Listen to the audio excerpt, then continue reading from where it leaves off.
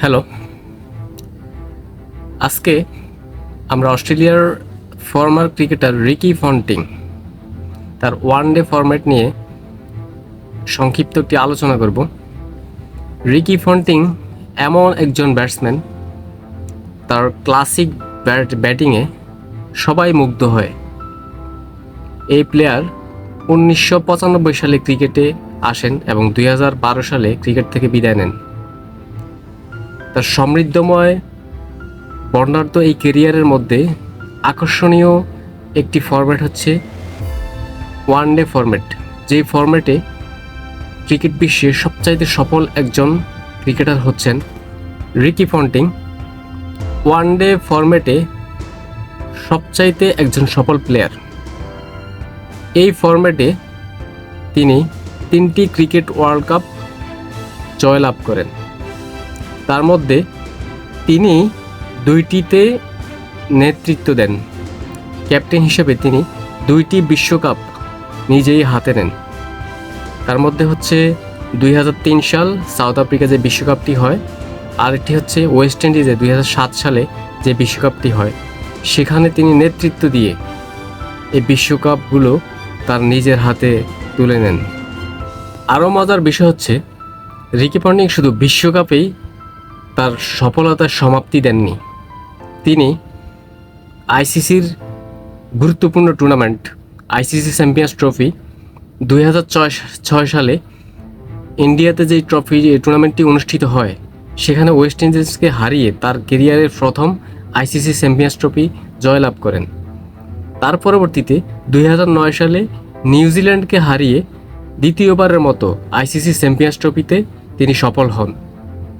তাহলে চলুন Ricky পন্টিংয়ের one day career নিয়ে একটু আলোচনা করা যাক। রিকি পন্টিং তার ওয়ানডে ফরম্যাটে তিনি 375টি ম্যাচ খেলে থাকেন। তার মধ্যে তিনি 365 ইনিংসে ব্যাটিং করেন। তার রান হচ্ছে 13,704 রান। রিকি পন্টিং তার কেরিয়ারে 17,046টি বল মোকাবেলা করেন। ওয়ানডে কেরিয়ারে তিনি 17,046টি বল মোকাবেলা করেন। তার মধ্যে তার কেরিয়ারের হাইয়েস্ট হচ্ছে 166 রান। 166 রান তার কেরিয়ারে হাইয়েস্ট ইনিংস। তার অ্যাভারেজ ছিল 42.4, স্ট্রাইকার ছিল 80.39। তিনি টোটাল 39টি ম্যাচে নট আউট ছিলেন। পন্টিংয়ের কেরিয়ারে ওয়ানডে কেরিয়ারে তিনি টোটাল 1231টি 4 মারেন, 6 মারেন 162টি। তিনি 0 রানে 0 রানে আউট হয়েছিলেন 20 বার। রিকি পন্টিংয়ের হাফ সেঞ্চুরি ছিল 82টি, ফুল সেঞ্চুরি ছিল 30টি। এখানে স্পেশাল বিষয় হচ্ছে রিকি পন্টিংয়ের যে অ্যাভারেজ 42.04। তিনি মূলত টপ অর্ডার একজন ব্যাটসম্যান, ওয়ান ডাউনে ব্যাটিং করতেন। এখানে অস্ট্রেলিয়ান ক্রিকেট টিমে গিলক্রিস্ট এবং হ্যাডেন যেভাবে শুরু করতেন, পাওয়ার প্লেতে পাওয়ার হিটিং করতেন, এক্ষেত্রে রানের যে ফ্লো থাকতো, খুবই গতিময় রানের ফ্লোটা থাকতো।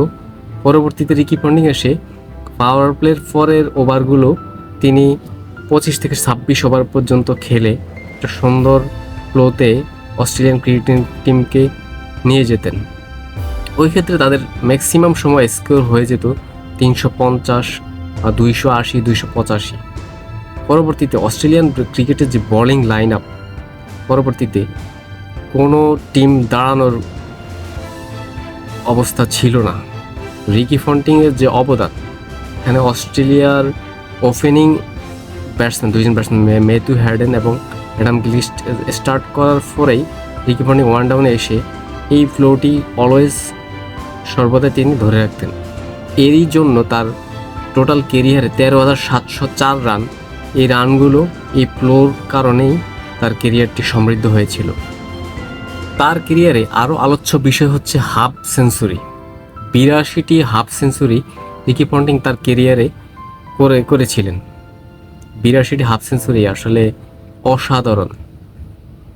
তার ক্রিকেটীয় স্টাইল, ব্যাটিং স্টাইল এবং তার ক্লাসিক ব্যাটিং যে কোনো ক্রিকেট প্রেমীর মন কেড়ে নিত। তিনি নিয়ে আলোচনা করে শেষ করা যাবে না। তিনি একজন বিশেষ প্লেয়ার, তিনি একজন সফল প্লেয়ার। তো পরবর্তী কোনো এক ভিডিওতে রিকি পন্টিংকে নিয়ে আবার আসব। তো আজকের জন্য বিদায় নিলাম। সবাই ভালো থাকবেন। আসসালামু আলাইকুম।